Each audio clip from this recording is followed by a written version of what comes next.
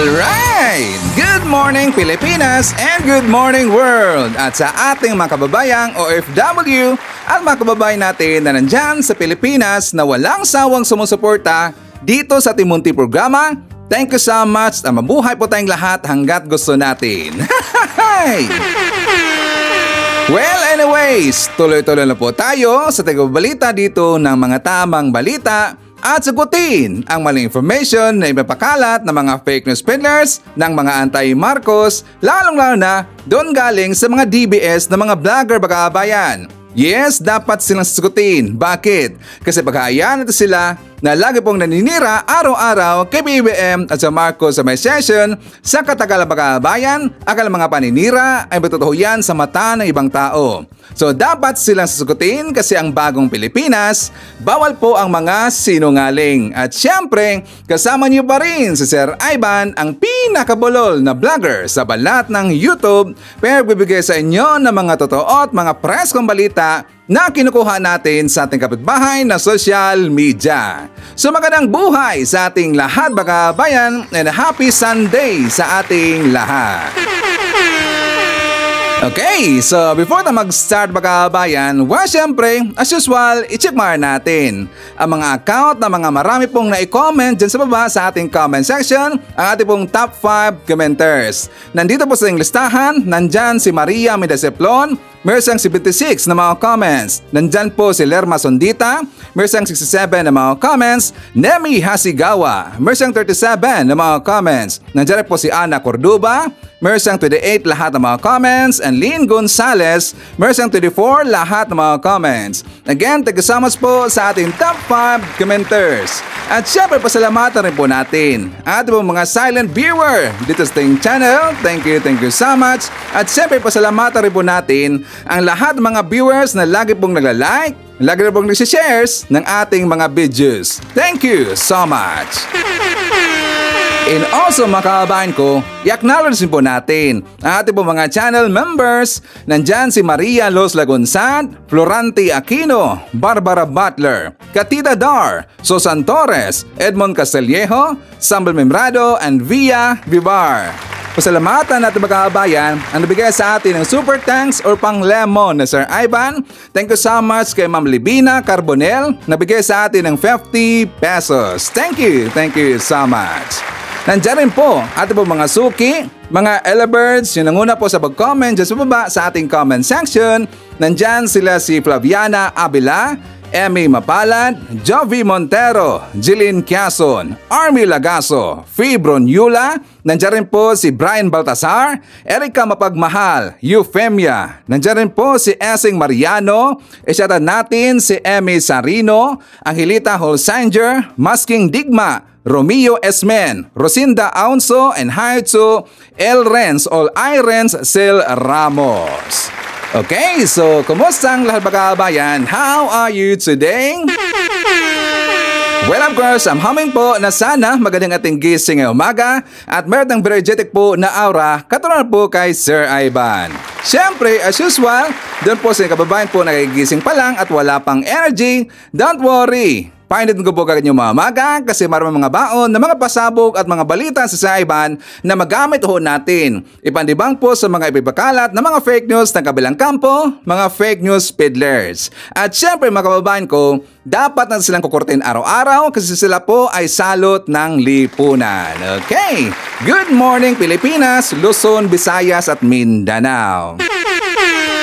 Well, today is a Sunday mga kababayan, no? So sana po nakapagsimba na po ang lahat. Okay? So don't forget po, every Sunday, dapat tayo po ay magsimba. At doon po sa kababayan po na nagbiyahe ngayong araw, please take care para po maiwasan po natin po yung aksidente mga kababayan. At saka sa mga kababayan natin na nandyan po sa kanilang bahay, nag-relax lang po. Don't worry, si Siaban po ang bahala sa inyo. Kasi marami po tayong mga pasabog ng araw mga kababayan, mandidibang ho tayo po ng mga fake news ng kabilang kampo.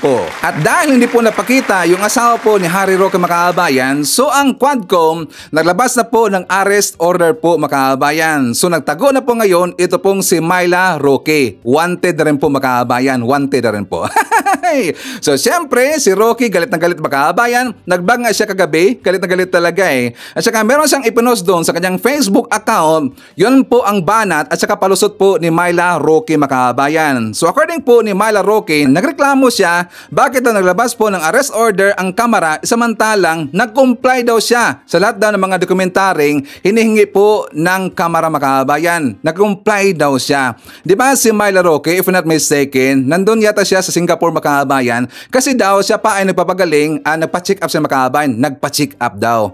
Pero talagang nakakaduda no, napansin ba natin na every time po na merong tao na ipapatawag po dyan sa hearing po sa Kamara mga kababayan or either dyan po sa Senado, nakakasakit ka agad? Napansin ba natin? At saka nabalita nga ito na paradang sumibat na ito pong si Myla Roque mga kababayan. So sabi niya, nagreklamo siya bakit daw naglabas na ng arrest order ang kamera. So sana umuwi lang siya mga kababayan at saka harapin niya no, dapat lang po naharapin niya yung mga akusasyon sa kanya at saka mga tanong sa kanya doon po sa Quadcom hearing mga kababayan. So tapos kagad po ang problema po ni Myla Roque. Pero ngayon, siya po ay wanted mga kababayan. So pag-usapan natin, ito pong si Roque. Kasi kagabi mga kababayan, nakita ko sa kanyang vlog, talagang stress na stress talaga eh. Napansin ba natin ang mukha po ni Roque mga kababayan? Nag-iba na talaga. Tsaka ang bilis talaga po nakita natin sa kanyang mukha na super stress na po mga kababayan. So ngayon, meron pong nakaabot sa atin po na information. Di ba meron pong sinabi po itong si Roque mga kababayan? Kung naalala ho natin na siya po ay nagtatago ngayon sa batas kasi siya po ay hinahunting mga kababayan. Pinaghanap na nga po ngayon ng ating kapulisan kasi nga meron siyang arrest order ito pong si Harry Roque. Di ba sinabi niya mismo po sa kanyang vlog na patulong siya sa kanyang kakilala na i-upload daw ang kanyang vlog at sa kanyang kaibigan mga kababayan gumagamit daw ng VPN. Naalala ba natin? Di ba sinabi niya ni Roque na napatulong siya sa kanyang kakilala po mga kababayan para daw mag-upload ng kanyang mga vlogs. Kasi siya po ay natatakot mga kababayan baka siya po ay matrace ng ating kapulisan at saka ng ating pong NBI po na Cybercrime Unit. Natakot siya mga kababayan. Kasi nga di ba alam ho natin, ito pong si Harry Roque, every time po na siya po ay magla-live mga kababayan, mag-vlog ho siya. Alam mo natin na siya po ay palipat-lipat dito po ng mga locations. Kapag sila po ay magtangka na mag-post po ng mga videos or vlogs dyan po sa kanilang mga account, normally talaga sila po ay magpalipat-lipat yan mga kababayan para hindi po kaagad matrace po ang kanilang location. So yan po ang ginawa po ni Botandeng. Pero sinabi po niya sa kanyang vlog, siya po ay nagpapatulong ng kanyang kaibigan na mag-upload po ng kanyang vlog mga kababayan. Ang kanyang kaibigan gumagamit daw ng VPN. Ngayon, meron nakita ako ng ano na information at meron pong nakaabot sa ating mga kababayan na kung saan yung nag-upload daw ng kanyang vlogs, ng kanyang mga vlogs, yung vlogger daw na nandun sa Hong Kong mga kababayan, yun po ang kumalat ngayon na balita Botandeng. Totoo ba yan na yung kaibigan natin po na vlogger na nandun po sa Hong Kong na di umano, siya rin po daw ang gumawa po ng pulburon video ni PBM. Yun rin po daw ang upload po ng video or vlog po ni Botandeng mga kababayan. Totoo ba yan? Vlogger dyan sa Hong Kong. Hey, magkano kayang offer mga kababayan no? Magkano kaya ang offer po ng vlogger na yon? Or baka meron pong joint account po ng bangko mga kababayan or baka kasama doon sa joint account po ng bangko. Baka kasama doon mga kababayan. Hey, nakatawa naman. Grabe no? Itong si Roque, gumagamit siya ng ibang tao mga kababayan para nang ma-upload po ang kanyang vlog. So according po sa mga informations na kaabot sa atin, ang vlogger daw na taga Hong Kong. Kilala niyo ba yon? Yung vlogger po na taga Hong Kong mga kababayan.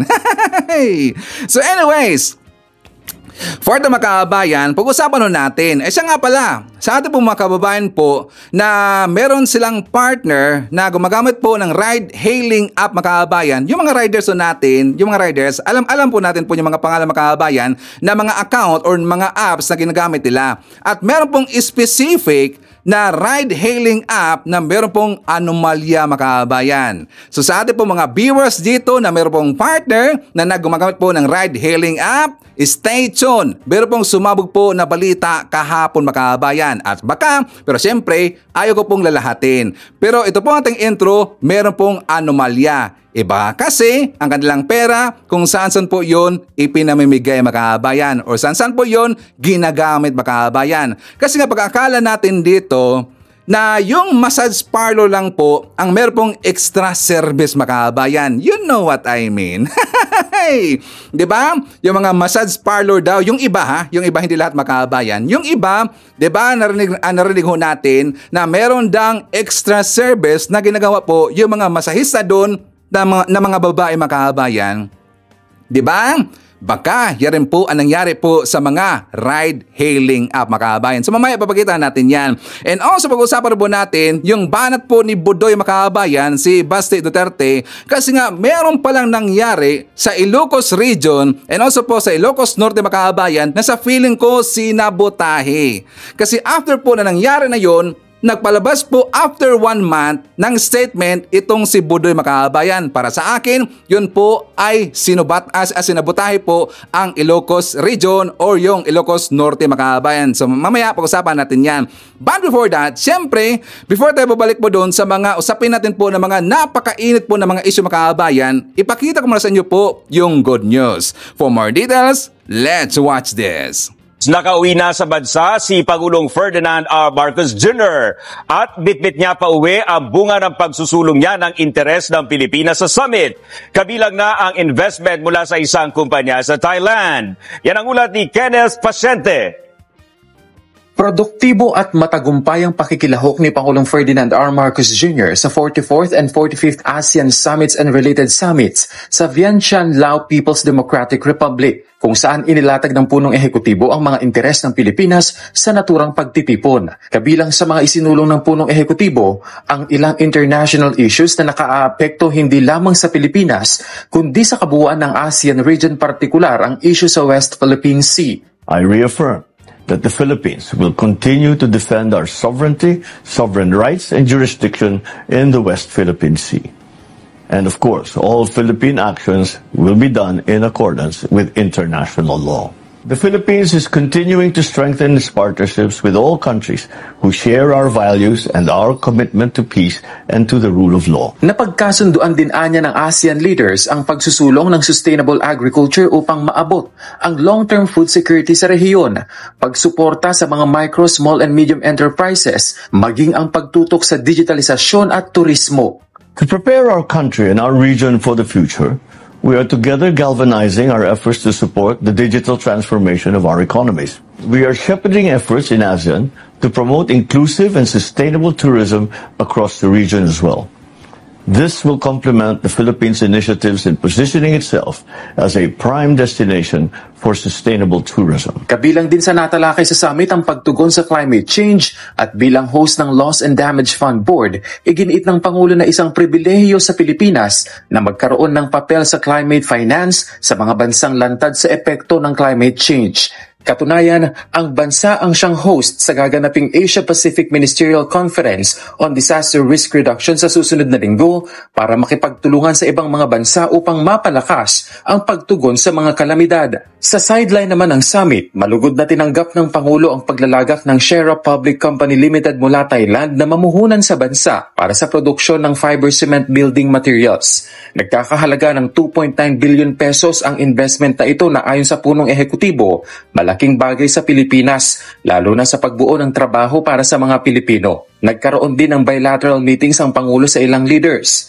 kabilang na ang Vietnam kung saan mas napagtibay pa ang rice trade sa pagitan ng dalawang bansa. Gayun din sa Canada kung saan ipinaabot ng Pangulo ang pasasalamat sa patuloy na pagsuporta ng Canada sa bansa, lalo na sa depensa at maritime interest. Mas malakas na bilateral relations naman ang naging bunga ng pakikipagpulong ng Pangulo sa leader ng New Zealand. Making full use of our schedule while here, I briefly met with the leaders of Lao PDR, the EU, and Japan, and expressed our commitment to further strengthen bilateral relations. The Philippine delegation and I are grateful to Lao PDR, the chair of ASEAN this year, and our very generous host for the successful chairship.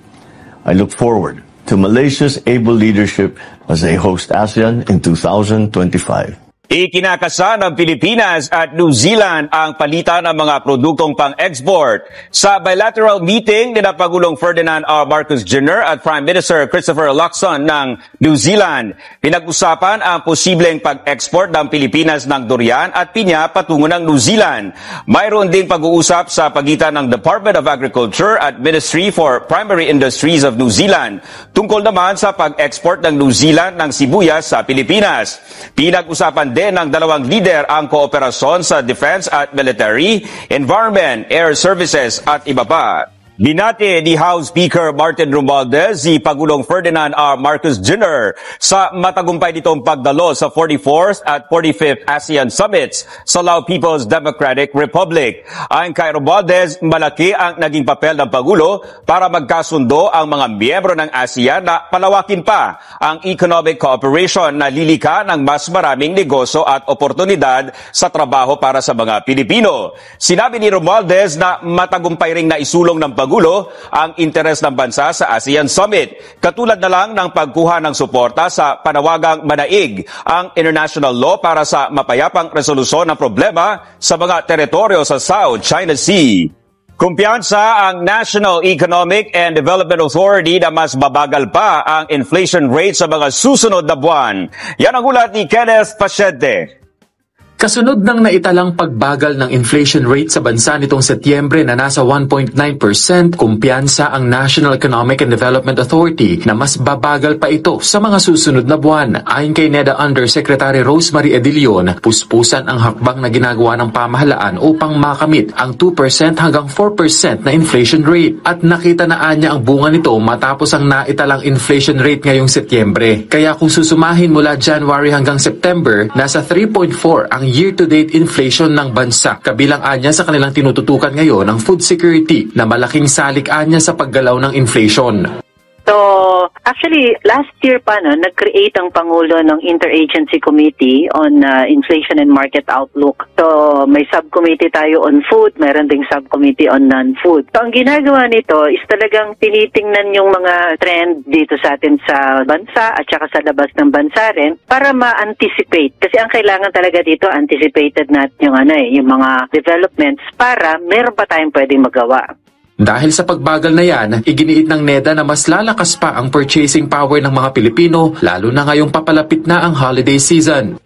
Pwede talaga silang maging confident tungkol sa mga kalakaran sa presyuhan ng mga consumer goods. So, nakikita namin na po pwedeng tumaas talaga ang demand. Talaga naman tataas ang demand dahil dito sa dahil sa Kapaskuhan nga, no. Pero in addition, dahil sa mas mataas ang confidence, so mas mataas pa na demand. Samantala, ang pag-recover naman ng tourism industry ang nakikitang dahilan ng NEDA sa pagbaba ng unemployment rate sa bansa na sa ngayon ay nasa 4%. Gayunman, hindi pa rin nila ipinagkikibit-balikat ang ilang hamon sa labor force, kabilang na ang underemployment at job mismatch. Kaya kanilang inilunsad ang Trabaho para sa Bayan Plan, isang 10-year roadmap na siyang magiging gabay para sa mas masigla at malakas na employment generation sa bansa. Katunayan, nag-iikot na raw sa ngayon ang NEDA sa iba't ibang panig ng bansa para magsagawa ng konsultasyon ukol dito.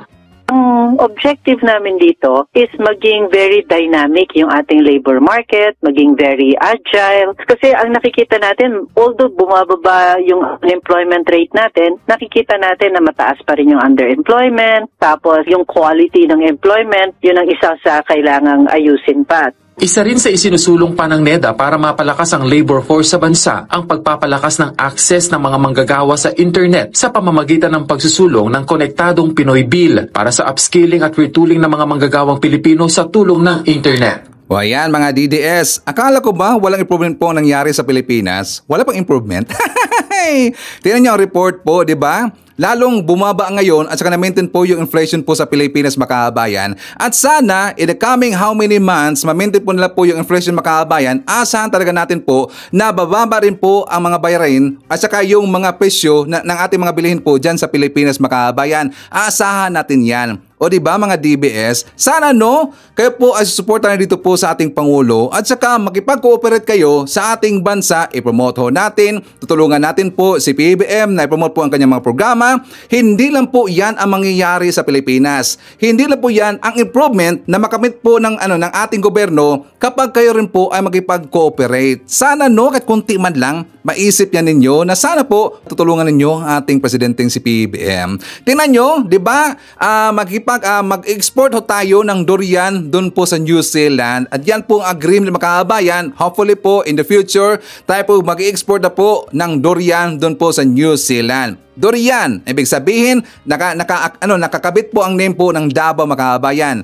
And so guys, speaking of Davao, meron pong report ang DHSUD na ang 500 po na mga unit po ng pabahay ni PBBM kababayan malapit na pong matapos. 500 unit po na mga kwarto. Yung building po na pabahay po ni BBM dyan po sa Davao City makabayan. So dito po kay BBM, walang balwarte po. Kung kailangan pong tulungan po ang lugar na yan, tutulong talaga po si BBM. Hindi yan nag-iisip na dahil po yan po ay Duterte or sino mang nandyan po na hindi po kalyado, tutulong po si BBM kahit sino or kahit saan man pong lugar makabayan, wala siyang pipiliin. So sana man lang mga DDS, maisip niyo rin po yan, okay?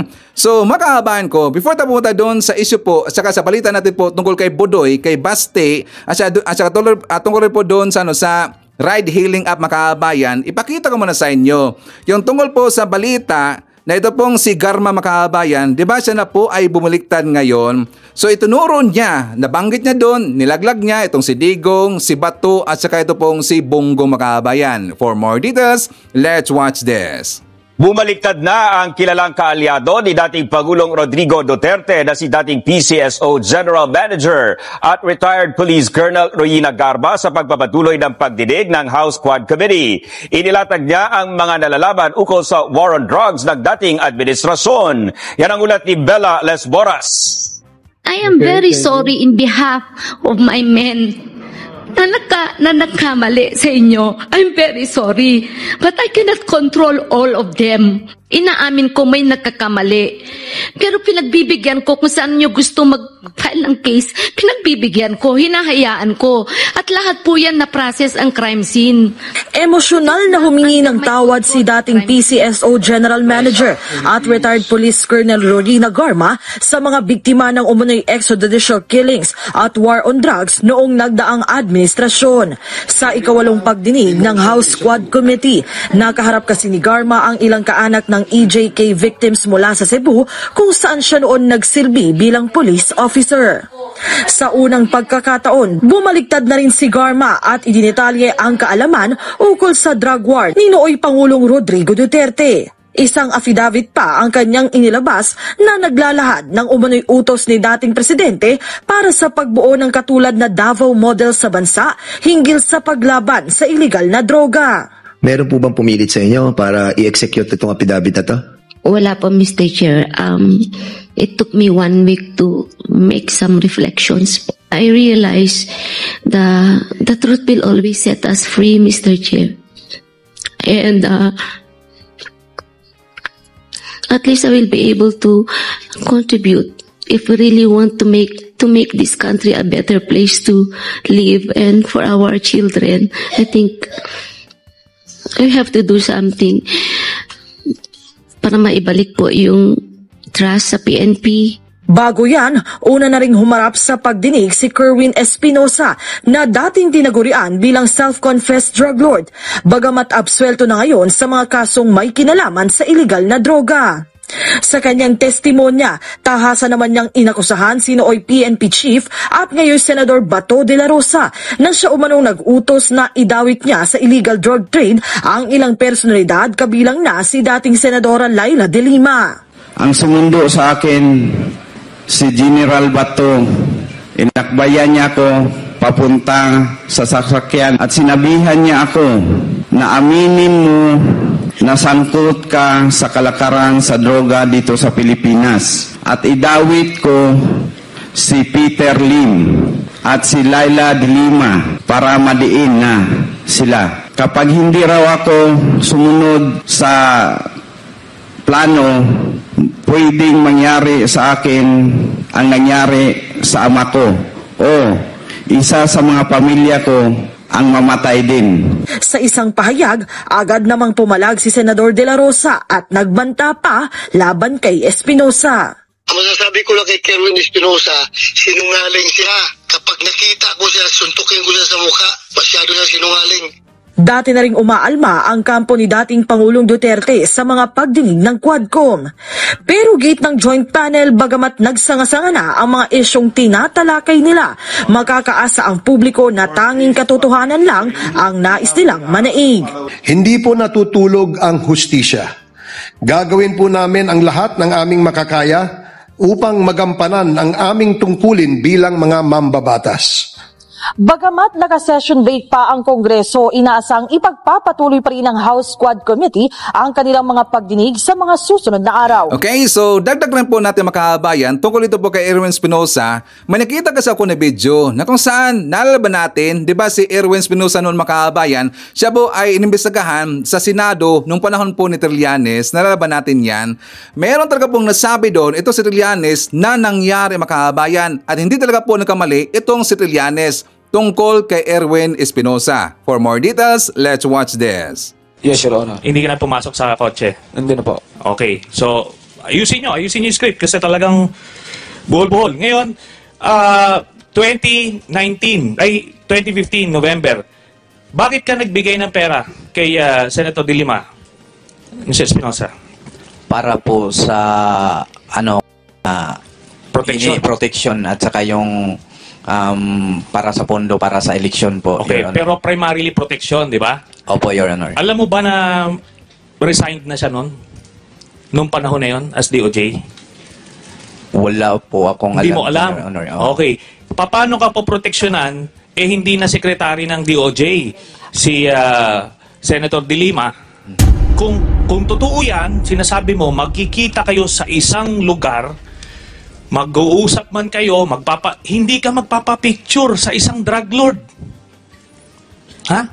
Common sense. Alam mo, problema dito sa script na ginawa nyo, kulang eh. Alam mo, itong mga, dito sa affidavit mo, maliwanag na mili ka kung sino ilalaglag mo eh. Sino yung poproteksyonan mo, sino yung ilalaglag mo. Alam mo doon sa affidavit mo, si Senator De Lima lang yung idinawit mo.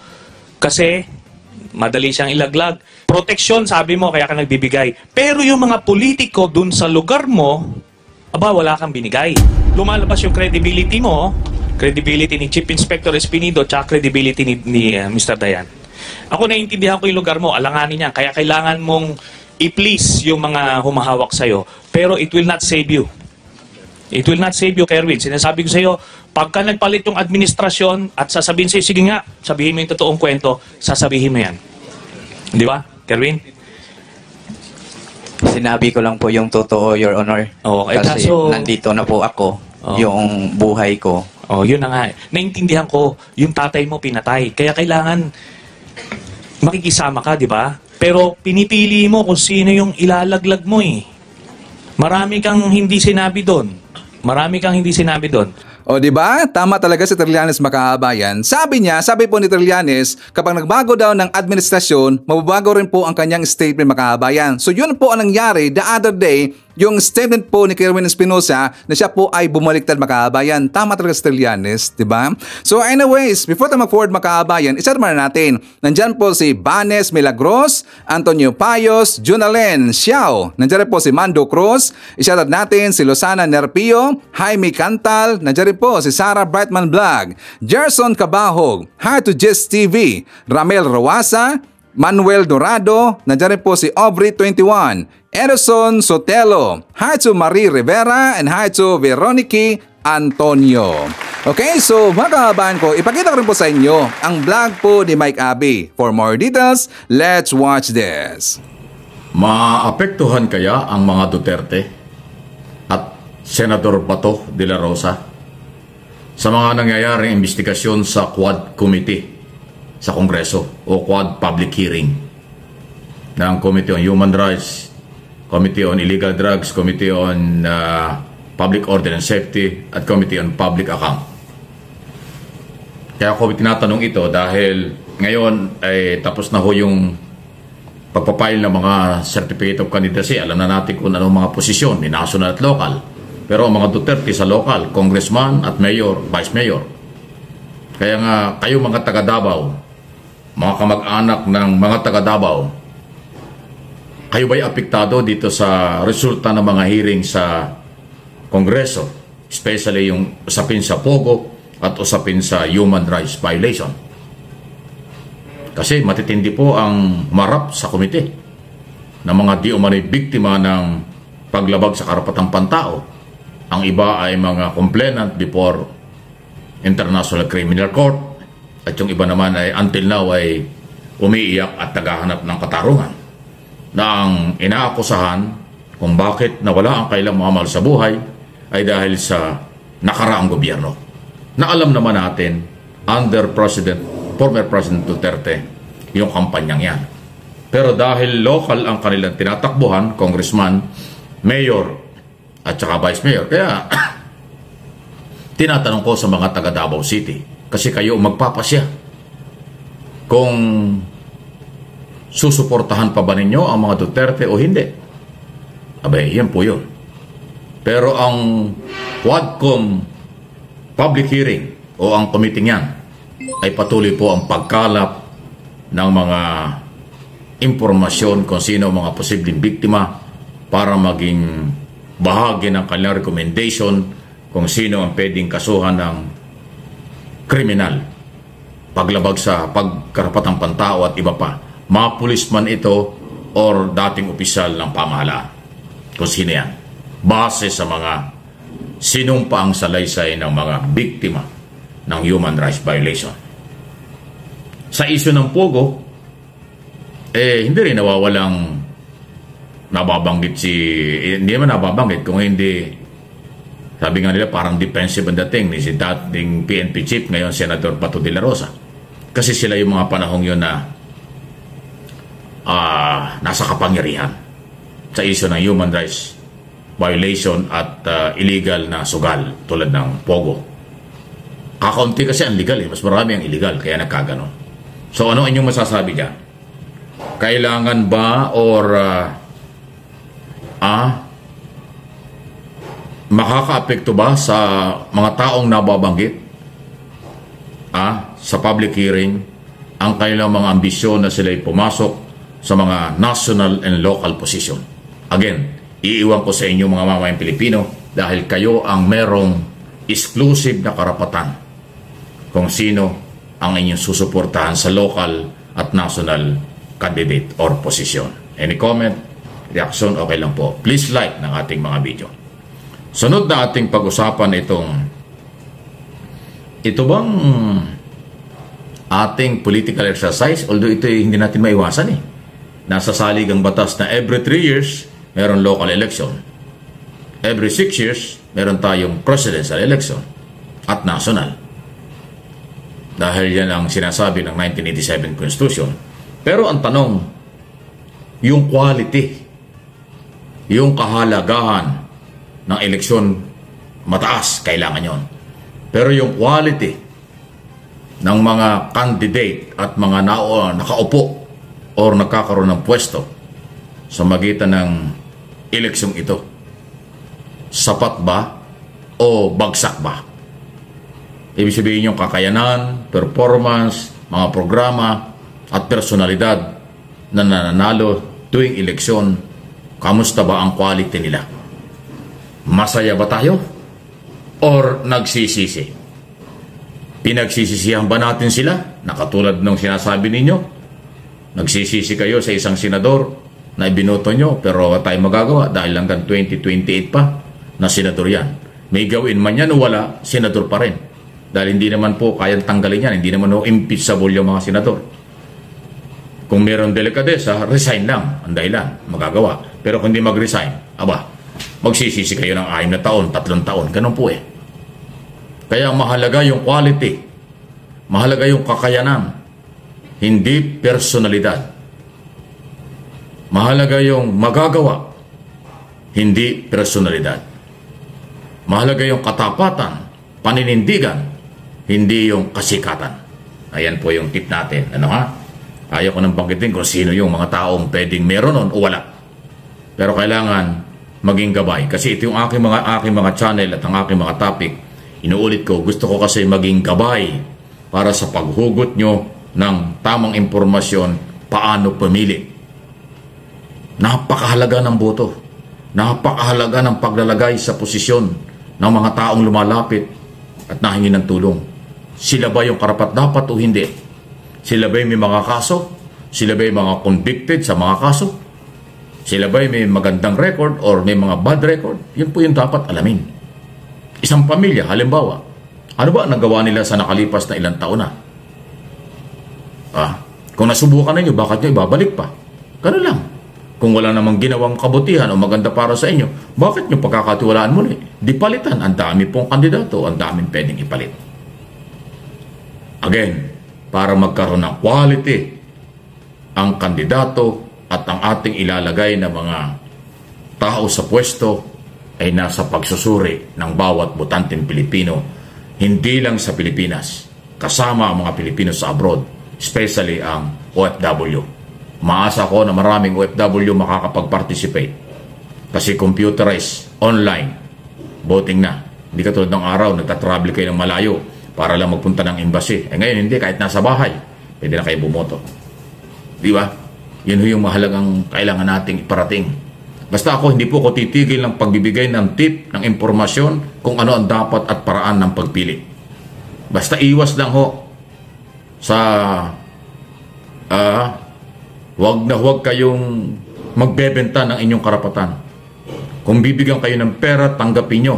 Pero huwag nyong iboto yung nagbibigay ng pera. Dahil pag tinanggap nyo ang perang yan at ibinoto nyo yung nagbigay ng perang yan, babawiin yan ng triple, baka hindi lang. Gagamitin yan para magbawi at maging kurap. Di ba? Pero pag nagbigay ng pera, tanggapin nyo, tapos iboto nyo yung sa palagay nyo ay may kakayanan kahit walang pera. Para yung nagbigay ng pera sa inyo na nagbabalak mandaya, nagbabalak maging kurap, hindi nila magagawa kung hindi nyo susuportahan. Huwag kayong matakot. Kaya maganda rin, huwag na rin kayo tumanggap. Pero kung tumanggap kayo, hindi ibig sabihin niyang kapalit ng pangako at hinihingi nila. Hindi po dapat ganoon. Kasi ang vote buying o pagbebenta ng karapatan, yan ang magpapatuloy ng kahirapan sa inyong buhay. Yan ang magpapatuloy na hindi kayo magbagong buhay o laging mahirap ang inyong buhay. Walang magandang kinabukasan kasi nabili kayo, nagpabili kayo. Hindi dapat ganoon. Okay? Itaas natin ang quality ng posisyon at ng mga taong ilalagay natin sa mga sensitibong trabaho na kanilang inaplayan. Importante po yan. Okay, so kahit hindi po pinangalanan po yung pamilya, family name po makabayan, na ibig pong sabihin po ni Mike Abe, ako na magtatanong dito. Karapat-dapat ba bang makabalik po sa pwesto ang mga Duterte makabayan? Karapat-dapat ba bang sila po makabalik po, makaupo, or makuha po ang kapangyarihan this coming 2028 po na election makabayan? Please comment sa baba, babasahin natin yan mamaya, okay? So isa po sa problema makabayan, kahit hindi po sinabi po ni Mike Abe, ako na po magsabi dito. Kasi nga kapag makabalik po sa pwesto ang mga Duterte, pangit po ang kanilang gagawin makabayan. Hindi po sila magtatrabaho para po sa taong bayan. Hindi po. Sila po magtatrabaho para po sa kanilang personal na interest. Kasi sila po dito po ay re-respect makabayan. Sigurado yan. Sila po ay re-respect. Diba dito po sa mga nangyayari sa kanila? Dahil po dyan sa hearing po sa Quadcom Committee, sa mga hearing po dito sa Pogo, na kung saan nalaman na ho natin ang mga kalakalan, anomalya po, kinagawa po ng mga Duterte sa panahon pa po ni Digong Makabayan. Diba? Sa tingin ba natin, hindi sila re-respect kapag meron pong maupo this coming 2028 sa kanilang pamilya makabayan? So tayo po yung mag-iisip po. Kung napapansin natin, diba ito si Digong Makabayan, na kahit po pa nakahi na ka sa pantalon Makabayan, tatakbo pa rin po bilang mayor. Kasi nga gusto nila, hindi pumula sa kanila ang kanilang baluarte ang Davao City Makabayan. Pero alam mo natin, ang plano po ni Digong na kapag siya po ay manalo bilang mayor Makabayan, alam mo natin na siya po ay magre-resign at saka ang papalit sa kanya, ito pong si Baste Duterte. Kasi nga si Baste Makabayan, kasi wala namang kwenta yan eh. Alam kasi ni Digong na hindi po siya mananalo, ito pong si Baste, dito po kay Carlo Nograles Makabayan. Alam ho natin yan, di ba? So sana mag-isip po tayo, mga taga Davao, buong Pilipinas, mga kababayan, mga viewers po na Sir Ivan, mag-isip po tayo. Dapat wala na pong mga Duterte ang makabalik po sa next na election and also sa 2028 po na election makabayan. Kasi nga delikado eh. Babalikan kami. And also, meron rin pong statement inilabas po itong si Baste Duterte mga kababayan. So ito na. Sabi niya mga kababayan, tsaka after po dito sa kanyang statement, meron po itong babalikan po na nangyari doon po sa Ilocos Norte at tsaka Ilocos Region mga kababayan. Kasi nga talagang nagatugma dito eh. Sinabi ito ni Baste mga kababayan, this is last September 18, 2024. Sabi niya, wait until 2028. Pag nakabalik na kami sa pwesto, I will volunteer myself to become the Secretary of National Defense. Naging DND Secretary mga kababayan, ambisyon niya maging DND Secretary. Diba yan rin po ang plano po ni Sara mga kababayan? Saka ambisyon po ni Sara na maging DND Secretary. Diba yan po ang kanyang plano? Pero it's a good thing kasi hindi siya po dito pinayagan po ng ating gobyerno mga kababayan at saka ni PBBM. Kasi alam po ni PBBM at saka naramdaman rin po ni PBBM noon pa na baka ito pong si Sara ay magta-tridor in the future mga kababayan. Naramdaman ho yan ni PBBM. So tama talaga po ang desisyon po ng ating gobyerno ni PBBM na ito pong si Sara Duterte hindi niya ginawa po na DND Secretary mga kababayan. So ito rin pong si Baste nag-ambisyon po na maging DND Secretary mga kababayan. Makikita ba dito kahit kunti po na qualifications po ni Baste Duterte versus dito po sa ating current DND Secretary na si Gibo Chuturo mga kababayan? Diba? May nakita ba tayo na qualifications, kakayahan po ni Baste katulad po dito kay Gibo Chuturo mga kababayan? Di ba wala kahit kunti lang eh. Wala talaga eh. Napakalayo mga kababayan. At hindi talaga po qualified ito pong si Baste na maging DND Secretary at hindi talaga po pwede. Kasi sila po ay pro-China mga kababayan. Delikado po. Delikado po na maging DND Secretary ang isang Duterte kasi nga sila po ay pro-China mga kababayan.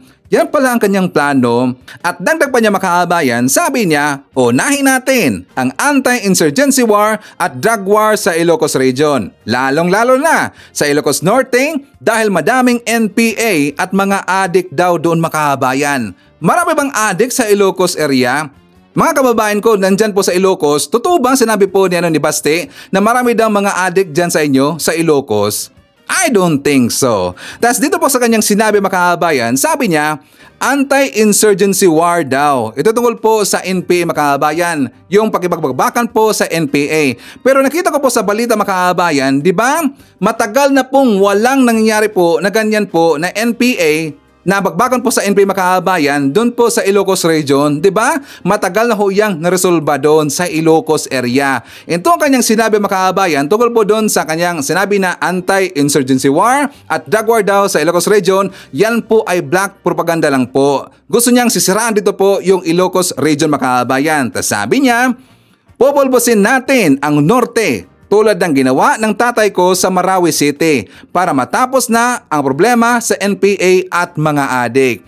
Sino ba dito yung adik? At saan ba dito po yung may marami pong adik mga kababayan? Doon po sa Davao. Sa Davao ang marami po, Baste.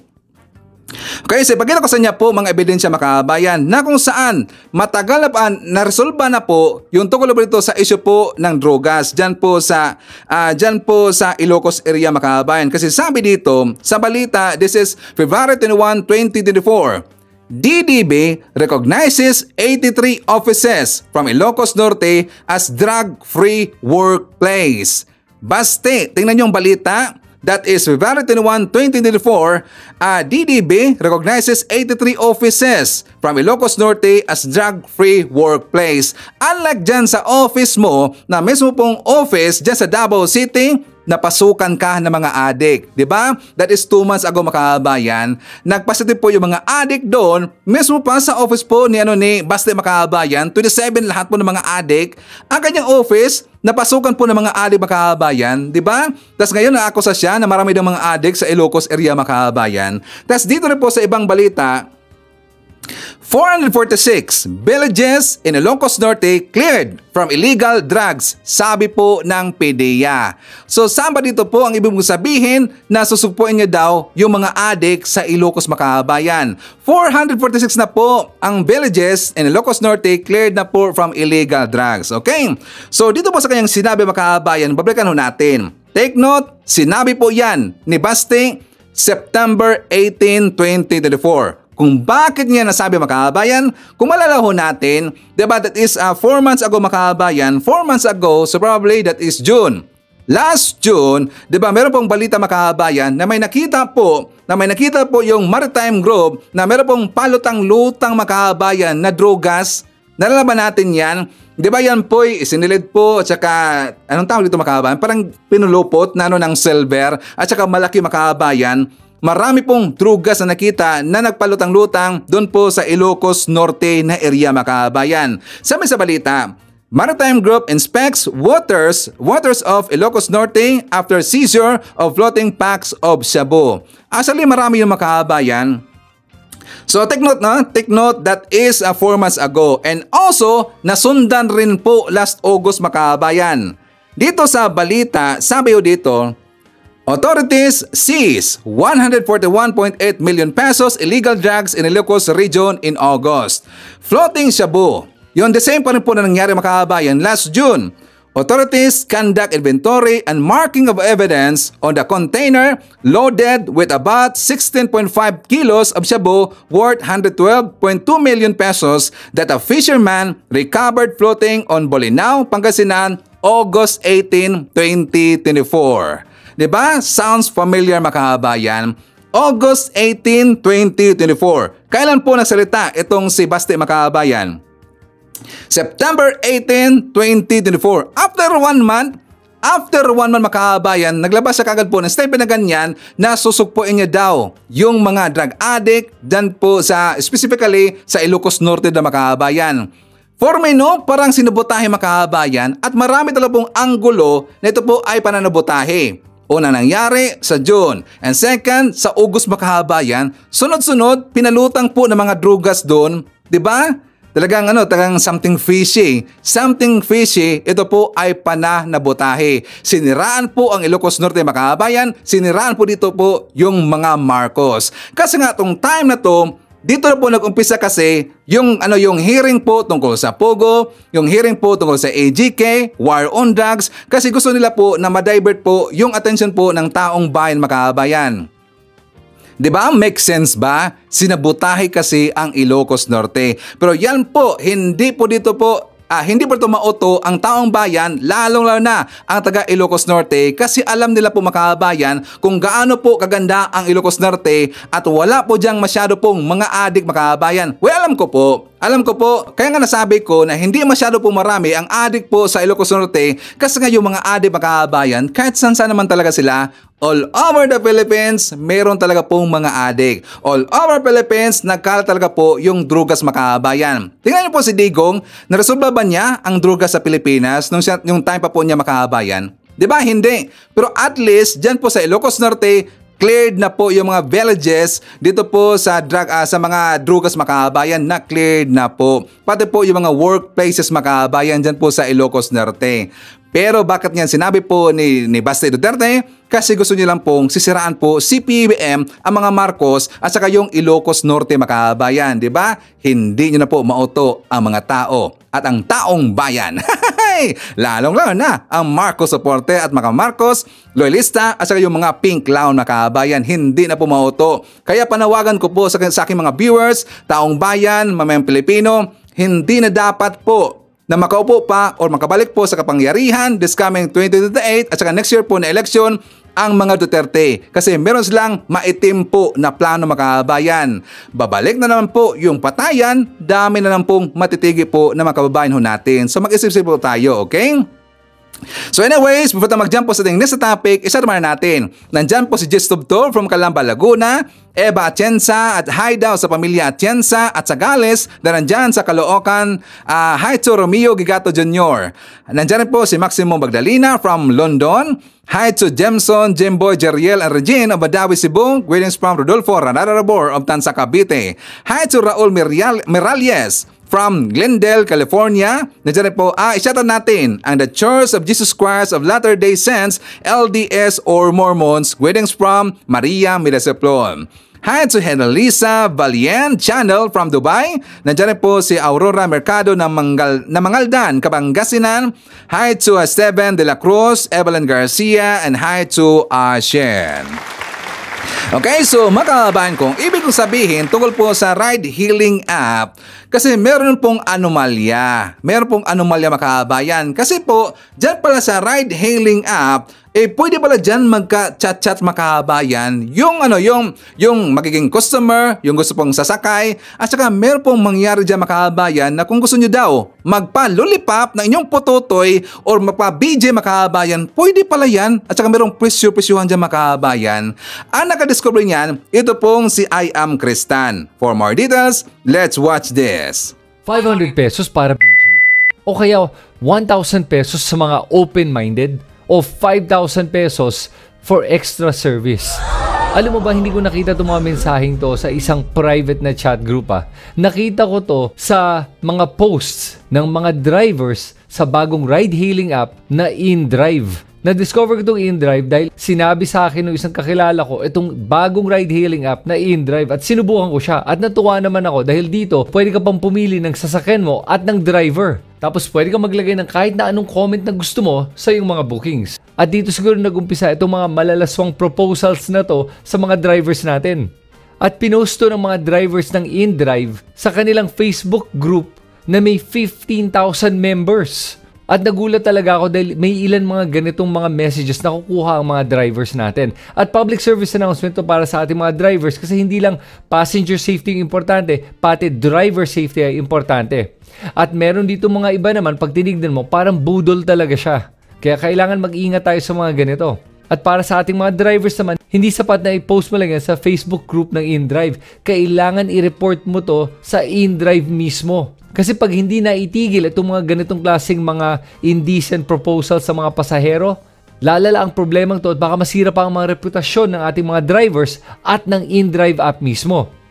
At para sa InDrive app naman, kailangan nyo gawa ng paraan na maitigil na at maprotektahan yung mga drivers sa ganitong mga indecent proposal.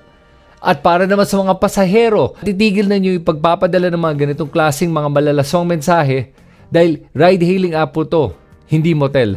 At drivers po sila, hindi call boys. Okay, so dapat ang gawin dito po ng InDrive po ng mga developer makabayan, ang gawa po ng applications na yan, sana i-develop nila, i-update nila na pwede po nilang ma-monitor po yung mga messages makabayan. Sana dapat ganyan, ma-monitor po nila ng kumpanya yung mga messages dyan. Kasi kapag meron pong anomalya na ganyan makabayan, dapat yan po ay maiwasan na. Kasi nga kawawa isipin niyo lang po mga driver, makababayan ko po ng mga driver, gumagamit po ng mga ride-hailing app, isayang ang inyong pera, gagamitin niyo lang dyan, saka pinaghirapan niyo yan. Unang-una, delikado po ang inyong trabaho. Kasi nga, everyday, nandyan kayo sa daanan. Delikado po yung daan na makabayan. Delikado yung daan, ang trabaho mo, lagi nandyan po sa daan, delikado ho yan. Tapos, isa-sacrifice na po ninyo yung pera na magkaano lang po makabayan para lang makipagganunan kayo doon sa ng mga babae makabayan. Sana mag-isip po tayo.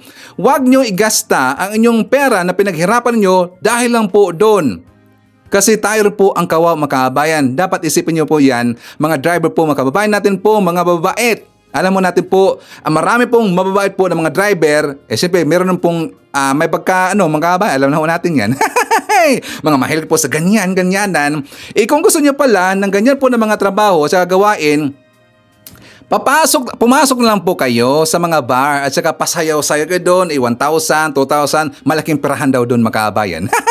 Totoo ba yan? Lalo na ikaw po ay medyo magandang lalaki, maganda po yung forma ng katawan, saka mabukol-bukol po yung abs makabayan. Lalo na kapag magaling ka, sumayaw, malaki daw ang tip makabayan. So mga kababayan ko ng mga drivers, kung gusto niyo lang po na gawin niyang gawain, doon na lang po kayo. Doon na po kayo po sa mga bar, okay? Tsaka para hindi po madamay ang mga kasamahan niyo po na mga driver, masisira po ang inyong mga pangalan. Pangalan po kasama rin po na iba. Ang inyong mga pangalan masisira rin po, okay? So anyways, nandiyan rin po si Wing Salvatierra, Elsa Sapoco, Jeronimo Singian. Nandiyan po si Victor Robin, Alicia Lick, hi to Leslie Cabrera. Nandiyan po si Caroline Campos, Janet D. Narvaez, Nonsky Pasamonte, Jaime Ignacio. Kasama rin po natin si Gorgonia Angala, Boboy Elmedo Costin Salugyo. Nandiyan rin po si Otelo Lem Diesto, Ivy Alfonso, Elsa Hoffman, and hi to Elvier Shimezo. Okay, so makabahan ko, Diyan po ating manakalap ng mga balita ngayong araw. Kung nakaabot ka po sa portion na to, sana nakapag-like na ho tayo. Libre po ang mag-share, libre din ang mag-subscribe. Again, maraming salamat sa mga viewers na hindi nag-skip ng ating mga commercials. Thank you so much. At before natin tatapusin ating programa ngayong araw, sana sabayan nyo si Sir Ivan para sa ating live messaging prayer. Panginoon, maraming salamat po sa araw na ito. Maraming salamat din po sa iyong walang sawang pagmamahal. Gayon din po sa mga biyayang iyong ibinibigay. Naway patuloy niyo po kaming gabayan at ilayo sa lahat ng uri ng kapahamakan. Gayon din po ang aming mga mahal sa buhay. Patawarin niyo po kami sa aming mga kasalanan. Pinagkakatiwala namin sa iyo ang lahat sa buong magdamag. Pagharian niyo po ang aming mga puso. Idinadalangan ko ito sa pangalan nating Panginoong Jesucristo. Amen. So maraming salamat mga kababayan, and I hope to see you again on my next video. Rocking around the Christmas tree at the Christmas party hop. Mistletoe hung where you can see, every couple wants to stop. Rocking around the Christmas tree, let the Christmas spirit ring. Later we'll have some pumpkin pie and do some